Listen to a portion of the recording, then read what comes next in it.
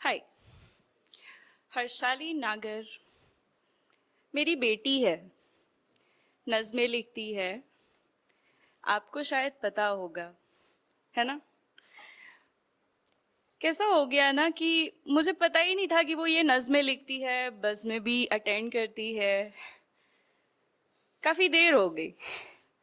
पूरी जिंदगी मैं उससे चकली, हंसूबेन ऐसे करके चिढ़ाता था। जब वो नाक फुला के बैठ जाती थी तभी उसे मनाता भी था। बट अब ऐसा महसूस हुआ कि बड़ा बेरुखी सा बर्ताव किया उसके साथ। वो आएगी तो जरा सुनिए ना, जरा दरवाजे पे ताकते रहना। आएगी तो बताना जरा।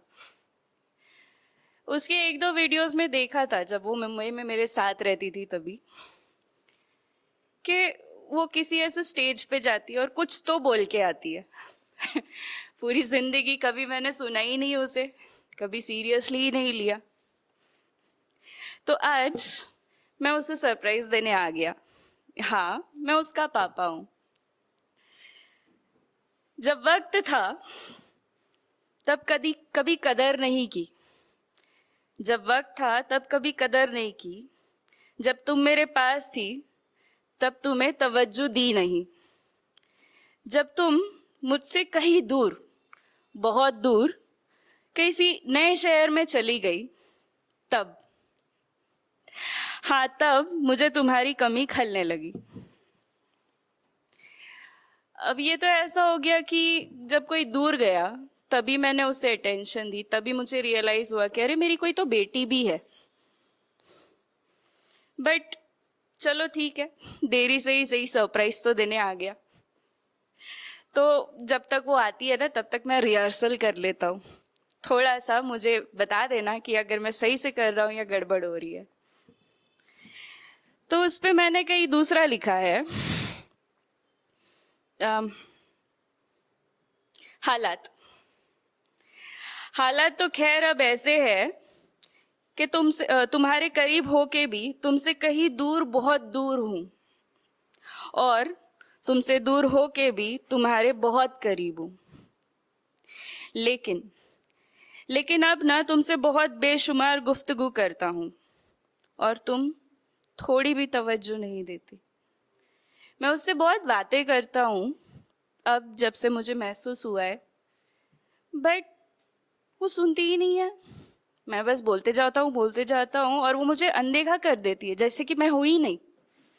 चलो खैर, बिटिया रानी को मनाना भी एक आर्ट है, हम सीख रहे हैं। अब तो तुमसे बात करने के लिए भी तुम्हारे ख्वाबों में आना पड़ता है। अब तुमसे बात करने के लिए भी तुम्हारे ख्वाबों में आना पड़ता है। अब जब भी तुमसे बात होती है ना, माजी की बेरुखी में नहीं बल्कि दिलकशी इबादत से होती है।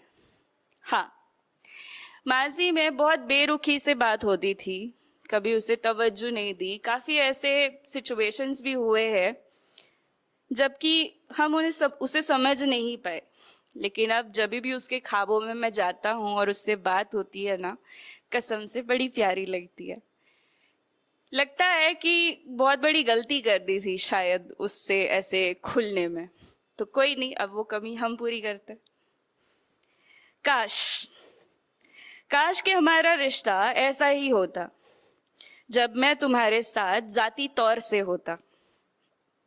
खैर खैर अब खैरियत नहीं, इस इल्म से सिर्फ मलाल है कि ये मंजर अब मुख्तसर नहीं होता।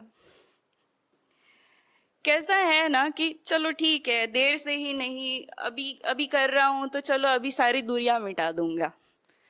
तो अभी ये शायद ये आखिरी कोशिश है मेरी, तो बताना कि सही जा रहा है कि नहीं। तो एक है, ज्यादा देर हो गई बेटा। तो जब भी ये मेरा स्टेटमेंट आए तो आप रिपीट कर सकते हैं हमारे साथ, एक प्रैक्टिस हो जाए। पर मलाल ये भी है कि थोड़ी सी जल्दबाजी में,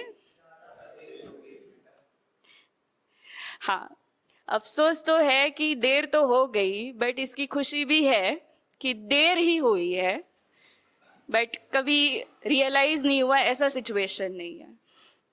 तो गौर दीजिएगा कि थोड़ी सी जल्दबाजी में ज्यादा देर हो गई बेटा, कि अनकहे एहसास को बयां करने में ज्यादा देर हो गई बेटा, कि तुम्हारे माथा चूमने में ज्यादा देर हो गई बेटा, तुम्हें अपने आगोश में लेने में ज्यादा देर हो गई बेटा, तुम्हारी नज़्में सुनने में ज्यादा देर हो गई बेटा, तुम्हारी बज़्म में शामिल होने में ज्यादा देर हो गई बेटा, तुम्हारे हाथ से बनाए हुए खाने को कुछ खुश नसीबी से एकदम चाव से खाने में ज्यादा देर हो गई बेटा, तुम्हारी हर खराब सिचुएशन में तुम्हें सपोर्ट करने में ज्यादा देर हो गई बेटा, कुछ देर से निकला घर से चल के, पर तुम तक पहुंचने में ज्यादा देर हो गई बेटा, शायद कुछ ज्यादा ही देर हो गई बेटा।